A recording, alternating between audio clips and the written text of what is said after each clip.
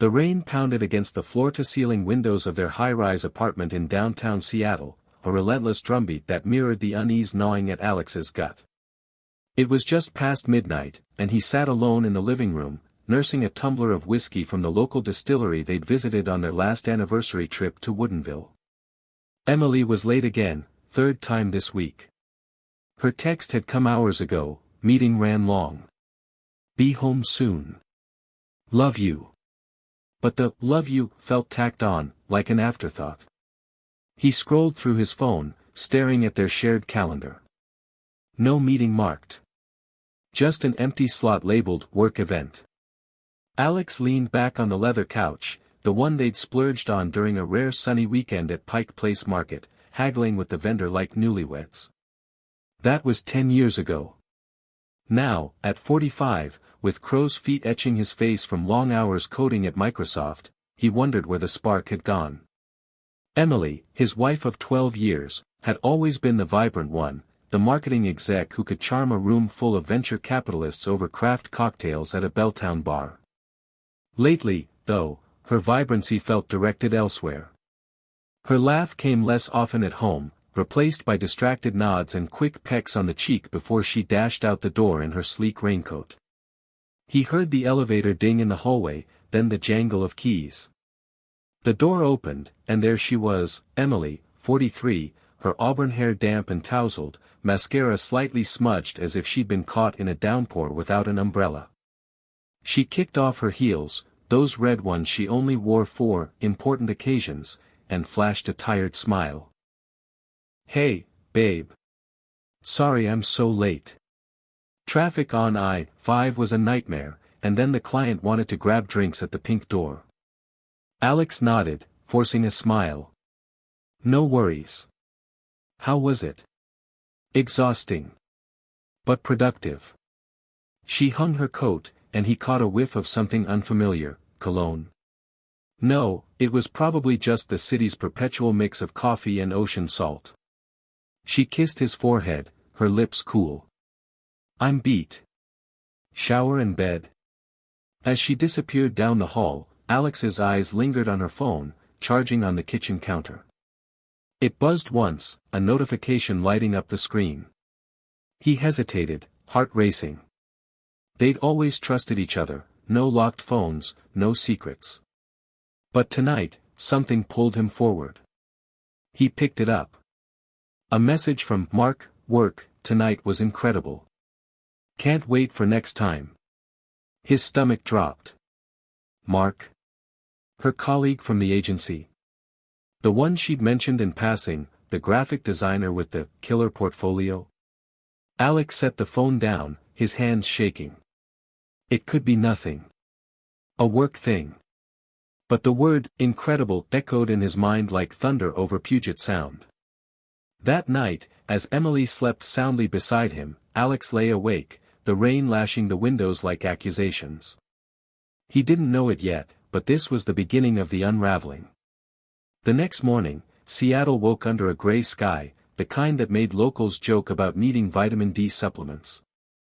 Alex brewed coffee in their modern kitchen, the aroma of Pike Place roast filling the air, a ritual they'd shared since moving here from Chicago 5 years ago for his job.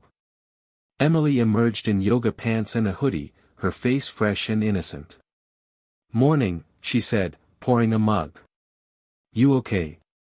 You tossed and turned all night. Yeah, just work stress.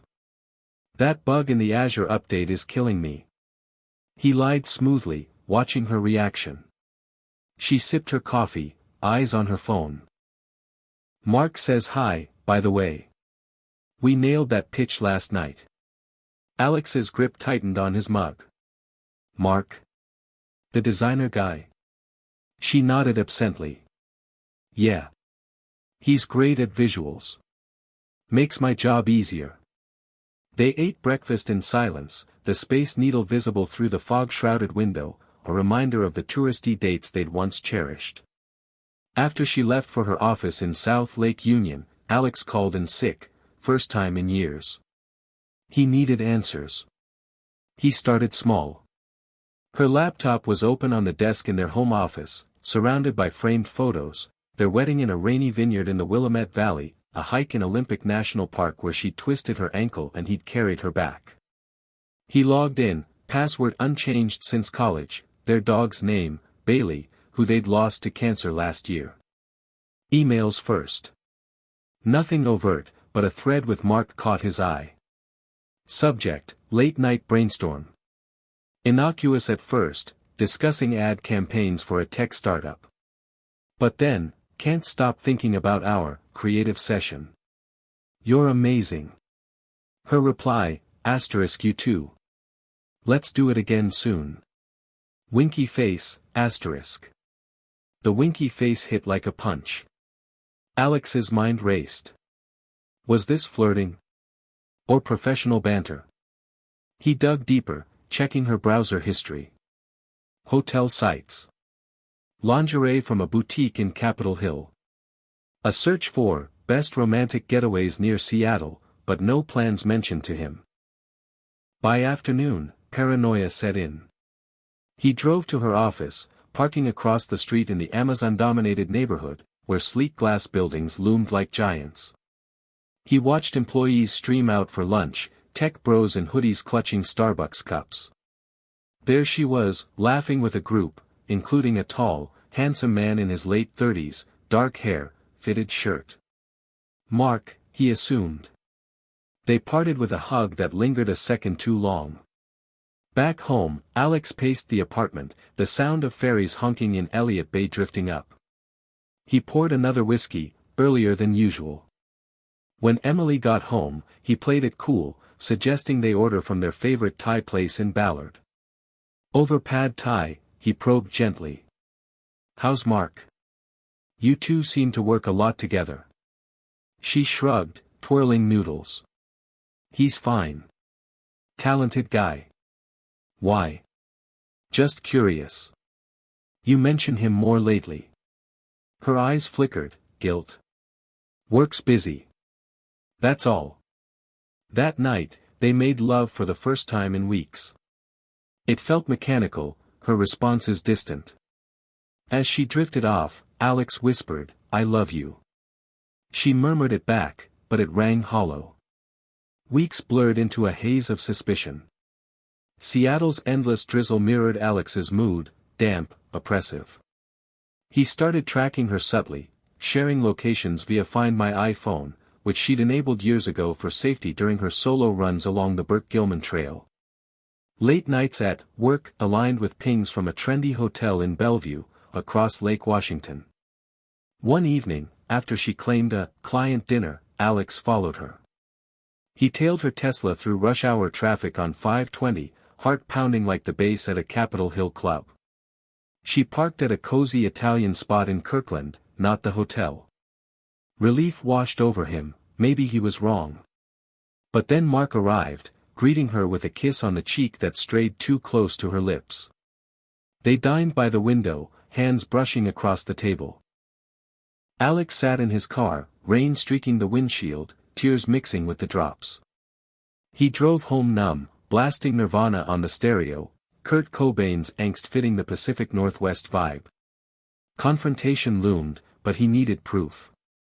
He hired a PI, a grizzled ex-cop from Tacoma named Frank, recommended via a discreet Reddit thread. Cash only, Frank grunted over coffee at a Fremont cafe. I'll tail her. 2 weeks, max. Days dragged. Alex threw himself into work, debugging code in his Redmond office while colleagues bantered about Seahawks games. At home, Emily noticed his distance. What's wrong, Alex? You're acting weird. Nothing, he'd say, forcing a smile. Just tired. One twist came mid-investigation, a text from an unknown number. Your wife's seeing someone. Check her emails. Alex traced it, burner app. Was it Mark? A jealous coworker? It fueled his obsession. Frank delivered photos a week later, meeting in a rainy park near Green Lake. Grainy shots, Emily and Mark entering a hotel room in downtown Seattle, arms linked. Kissing in the elevator. Emerging hours later, disheveled. Alex vomited in the bushes, the world spinning. Betrayal clawed at him like the thorns on blackberry bushes lining the trails. The emotional dam broke that night. Emily came home late, smelling of wine and him. Alex waited in the dark living room, photos spread on the coffee table like evidence in a courtroom drama. She flipped on the light. "Jesus, Alex. You scared me." "Sit down," he said, voice steady but edged with steel. "What's this?" She approached, eyes widening at the images. "Proof. Of you and Mark." Her face crumpled. "Alex, don't lie. How long?" She sank onto the couch, tears flowing. 6 months. It started as flirting at a conference in Vegas. I was lonely. You were always working. Lonely? We have a life here. The house, the friends, the weekends at Whidbey Island. You don't see me anymore, she sobbed. It's all code and screens. Mark makes me feel alive. The argument escalated, voices echoing off the high ceilings. Flashbacks hit Alex, their first date in Chicago, sharing deep dish pizza, proposing on a ferry to Bainbridge Island, buying this apartment with views of Mount Rainier on clear days. I thought we were happy, he whispered. We were. But things change. He stormed out, driving aimlessly through the night, ending up at Discovery Park, waves crashing below. Heartbreak twisted like a knife. Twists unfolded. Alex discovered Emily's affair wasn't her first. Old emails hinted at a fling during a business trip to New York 2 years ago. Worse, Mark was married too, with kids in Issaquah. Revenge brewed. He confronted Mark at his office, a hip agency in Pioneer Square with exposed brick and craft beer on tap. Stay away from my wife, Alex growled in the lobby. Mark paled. It's over, man. She ended it. Liar. Alex shoved the photos at him. Security escorted him out, but the seed was planted. Emily begged for forgiveness over the next days, couples therapy suggested.